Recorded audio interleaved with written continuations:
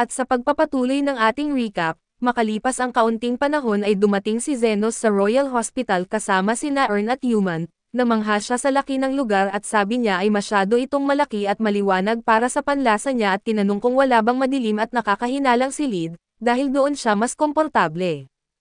Hindi nagustuhan ni Yuman ang asal niya pero binanggit ni Ern na pumunta muna sila sa opisina niya bago pag-usapan ang iba. Pagdating nila sa opisina ay madilim ito na parang tago at mukhang hindi maayos ang pamamalakad kaya't natuwa si Zenos at parang nasa bahay lang. Saka nagsimula si Ern sa pakay niya at sinabi niyang kinuha niya si Zenos para imbestigahan ang pagkawala ng ilang tao. Sagot ni Zenos hindi iyon ang expertise niya pero ipinaliwanag ni Ern na kailangan lang naman niyang magtanong-tanong. Bilang isang special research student na malaya siyang dumalo sa iba't ibang programa basta may sapat na rekomendasyon, mga programang hindi kayang pasukin ng karaniwang estudyante at naiintindihan ni Zenos na mas madali nitong makakalap ng impormasyon, pero nag-aalala siyang baka may makakilala sa tunay niyang pagkatao. Handa na pala si Ern para sa mga ganitong sitwasyon at ibinunyag niya na magpanggap lang si Zenos bilang isang magaling na healer na galing sa ibang bansa, at dahil may elite healer na sumusuporta sa kanya ay walang magdududa sa kanya. Pagkatapos nito ay pumunta si Zenos sa dormitoryo at nagulat siya nang salubungin siya ni Lily ng welcome home. Tinanong niya kung anong ginagawa nito roon at ipinaliwanag ni Yuman na pinapayagan ang mga kamag-anak na tumira sa dorm. Ipinagmamalaki naman ni Lily na asawa siya ni Zenos pero pinapaalala ni Yuman na opisyal na kapatid lang siya nito. Nagpasalamat si Zenos kay Yuman sa pag-aayos ng papeles para madala si Lily roon, dahil nag-aalala talaga siya sa kalagayan nito at umalis na si Yuman pagkatapos noon. Nang silang dalawa na lang ay nagsimulang kumilos si Lily na parang asawang sabik sa atensyon ng mister niya. Nagtaka si Zenos kung sino ang nagturo sa kanya ng ganitong asal at halata naman na si Carmela ang dahilan. Dumating din pala ito para tumira kasama nila at nakagawa na rin ng kaunting gulo. Binalaan siya ni Zenos na sa dami ng healer sa paligid at baka ma-exercise siya agad kapag may nakakita sa kanya. Pero sagot ni Carmela ay gusto raw niya ng buhay na mapanganib at kinabukasan ay nag-almusal si Zenos kasama si Yuman sa cafeteria. Tinanong niya kung paano siya makakakuha ng healer license at sabi ni Yuman ay kailangan muna niyang pumasok sa preparatory school para mas mapabuti ang kaalaman niya sa mga pangunahing kaalaman, pagkatapos ay kailangang pumasok siya sa isang rehistradong ospital at mag-aral doon ng ilang taon. Kapag pumasa siya sa pagsusulit ng ospital at saka pa lang siya pwedeng maging lisensyado na healer, nagulat si Zenos at iginiit na kahanga-hanga pala talaga ang mga lisensyado na healer, napailing na lang si Yuman sa pagka-inosente niya tungkol sa sariling kakayahan. Ipinaliwanag niya na kapag may lisensya na ang isang healer at pwede na siyang magtrabaho sa Royal Hospitals o maging adventurer, ang iba ay diretsyong nagtatrabaho sa militar o para sa mga maharlika at kapag may sapat ng karanasan ang isang healer, pwede na rin siyang kumuha ng pagsusulit para tumaas ang kanyang ranggo. Sumakit ang ulo ni Zenos sa kaiisip tungkol sa lahat ng kailangang proseso kaya tinanong niya si Yuman kung sino ang nawawalang tao na kailangan niyang hanapin. Ibinunyag ni Yuman na ang nawawala ay ang senior niya na si Afrid, isang advanced healer at deputy head ng laboratoryong pinagtatrabahuhan niya. Patuloy niyang pinupuri si Afrid, mabait daw ito, matalino at may malaking ambag sa pagdevelop ng ilang mahalagang gamot kasama si Ern. Tinanong ni Zenos kung may lead ba siya pero bago pa siya masagot ni Yuman, pumasok sa hall ang isang grupo ng mga healer na pinamumunuan ng isang kagalang-galang na matandang lalaki. Tinanong ni Zenos kung sino iyon at ipinaliwanag ni Yuman na si Professor Goldrin iyon, ang Vice Director ng ospital at isang Class 7 ng Advanced Healer at nagtaka si Zenos kung ano ang ibig sabihin ng Class 7, kaya't ipinaliwanag ni Yuman na hinahati ang mga healer sa 3 antas at ito ang beginner, intermediate at advanced at bawat isa ay may 7 klase. Ang Class 7 Advanced Healer ang pinakamataas na antas na maaari nilang maabot bago sila ma-promote bilang Elite Healer. Humanga si Zenos at sinabi ni Yuman na dahil masyado ng matanda ang hospital director para makapagtrabaho, si Goldrin na ang may pinakamaraming kapangyarihan sa ospital ngayon.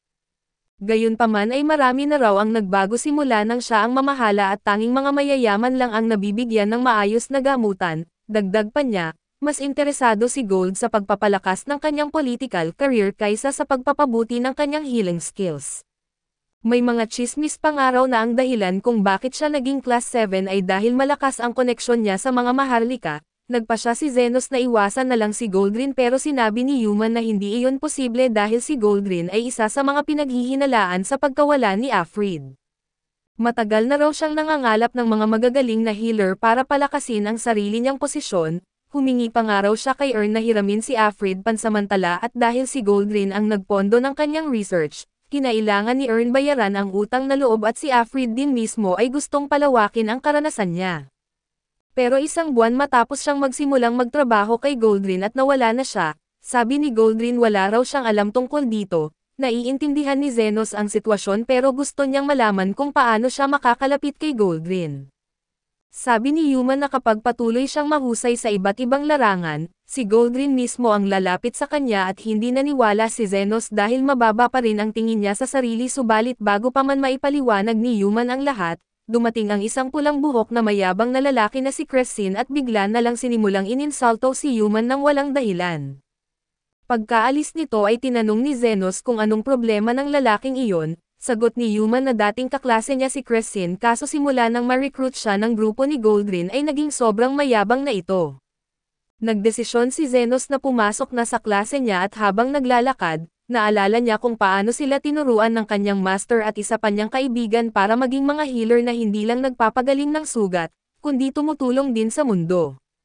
Naputol ang alaala niya nang magsimula na ang lesson at nagsimulang magturo ang propesor tungkol sa undead monsters, may kaalaman na si Zenos tungkol dito mula sa kanyang mga karanasan bilang adventurer, pero humanga siya sa sistematikong paraan ng pagtuturo sa ospital.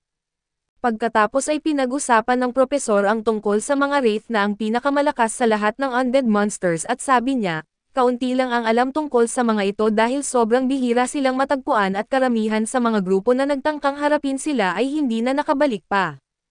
Ipinaliwanag ng propesor na kapag may nakita kang wraith at ang pinakamainam na gawin ay tumakbo, at kung ang wraith ay marunong magsalita ay mas delikado ito at nabigla si Zenos sa sinabi niya, dahil ang kasamahan niya sa bahay ay isang wraith kaya nagpasya siyang huwag ipagsabi ito para maiwasan ang kaguluhan. Pagkatapos ay tinanong ng propesor kung may sino man sa klase ang may karanasan sa pakikipaglaban sa undead monsters, tumayo agad ang pulang buhok na si Crescin at nagyabang na nakapatay na raw siya ng 30 multo sa buong karera niya, tapos hinarap niya si Zenos at tinanong kung nakalaban na rin ba siya ng mga multo. Gusto ni Zenos na makakuha ng pansin pero ayaw niyang magmayabang ng sobra. Bagamat nakalaban na siya ng 50 multo ng sabay-sabay at binanggit na lang niyang kaya niyang harapin ang 30 ng sabay. Nagulat ang lahat sa narinig, at tinanong siya ng propesor kung paano niya iyon nagagawa at sabi ni Zenos, kung pupunta sila sa underground dungeon at makakakita sila ng mas maraming multo kaysa lamok, ang pinakamadaling paraan para labanan ang mga ito ay gamitan ng healing spell ng sabay-sabay. Mas lalo pang nabigla ang propesor dahil kahit ang mga gold rank adventurer ay natatakot pumunta sa dungeon, pero parang wala lang ito kay Zenos at selos na selos si Crescin kaya't sinundan niya si Zenos sa susunod na klase para makabawi. Ang paksa ng leksyon ay tungkol sa healing circles pero pakiramdam ni Zenos ay wala itong saysay dahil kaya niyang pagalingin ang mga pasyente bago pa siya makaguhit ng circle. Sa pagtatapos ng leksyon ay humingi ang propesor ng mga voluntaryo. Tumayo agad si Crescin para magpakitang gilas at matapos niyang mapahanga ang propesor ay dinala niya si Zenos sa harap. Isa lang ang alam ni Zenos na magic circle at iyon ay ang itinuro ng kanyang guro at iyon ang iginuhit niya sa pisara. Tumawa si Crescin dahil hindi raw niya nakita kailanman ang circle na iyon, pero nataranta ang propesor nang makita ito at hindi raw ito healing circle kundi regeneration circle. Ipinaliwanag ni Zenos na medyo kakaiba ito kasi kusang tumutubo ulit ang nawawalang bahagi ng katawan. Mas lalong namangha ang propesor at sinabi niyang walang tao ang makakagamit ng magic circle na ito dahil sobra ang kailangang mana, pero ipinakita ni Zenos kung paano ito ginagawa at napasigaw sa tuwa ang propesor, agad siyang inanyayahan na sumali sa laboratorio nito. Habang sinusubukan ni Zenos na umiwas sa alok na lalo namang nasusunog sa selos si Crescin at sa kalaunan, umabot na rin ang balita kay Goldrin tungkol kay Zenos pero hindi niya ito seneryoso dahil isa lang naman itong special research student.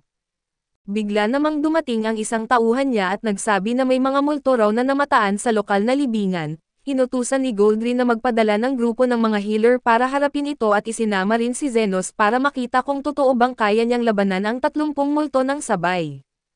Agad pumunta ang grupo ng mga healer sa libingan na pinamumunuan ni Crescin, pero kalahati sa kanila ay halos maihi sa takot nang makita ang mga multo. Isa-isa nilang ginagamit ang buong chant ng mga spell para i-exorcist ang mga ito pero sa tingin ni Zenos ay sobrang bagal nila.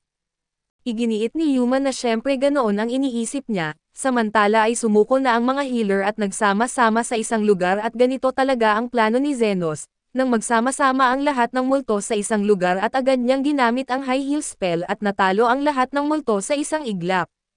Nagulat ang lahat sa kanyang ginawa pero mabilis namang inangkin ni Crescin ang credit at sinabi niyang siya ang tumalo sa mga multo.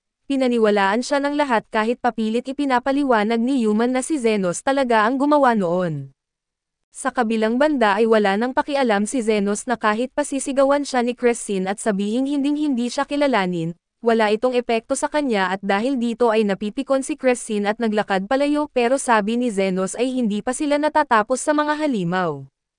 Pagkasabi niya noon ay isang malakas na pagsabog ang yumayanig sa lupa at mula roon ay lumabas ang higanteng Zombie King. Natakot ang mga healer pero agad silang lumingon kay Crescin at sinabing buong tiwala sila na kaya niya itong talunin. Hindi masabi ni Crescin sa kanila na nagsisinungaling lang siya kanina. Kaya lumapit siya kay Yuman para humingi ng tulong pero tinawanan lang siya nito at iginiit na ipakita niya kung gaano kagaling ang mga miyembro ng Golden Faction sa pamamagitan ng pakikipaglaban sa halimaw mag-isa.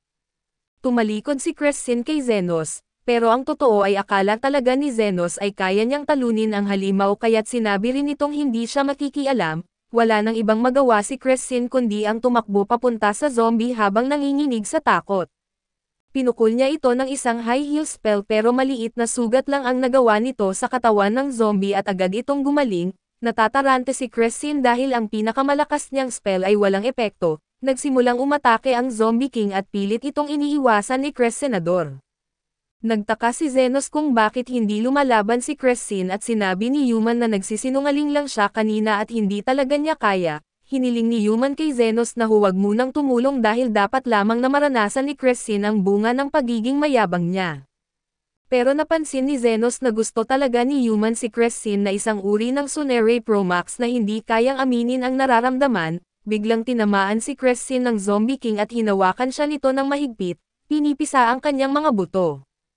Habang malapit na siyang kainin ay nakiusap siya ng tulong at sumagot si Zenos sa pamamagitan ng paggamit ng isang napaka-high level na skill na tinatawag na Mega Heal, kung saan napuno ang paligid ng 12-dosenang makukulay na healing orbs na agad na winasak ang higanteng halimaw. Pagkatapos noon ay nag-aaway na naman sina Crescin at Yuman pero napag-isip-isip ni Zenos na ang mga undead monsters ay naaakit sa mas malalakas na undead. Habang iniisip ng ibang tao na kaya nagtipon ang mga multo sa libingan ay dahil sa Zombie King, napagtanto ni Zenos na ang Zombie King mismo ang lumitaw roon dahil sa presensya ng pinakamalakas na undead na si Carmela na nasa ospital ngayon.